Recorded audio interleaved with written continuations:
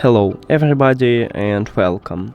In this video I'm going to show you how to change volume using your headphones Marshall Major 5.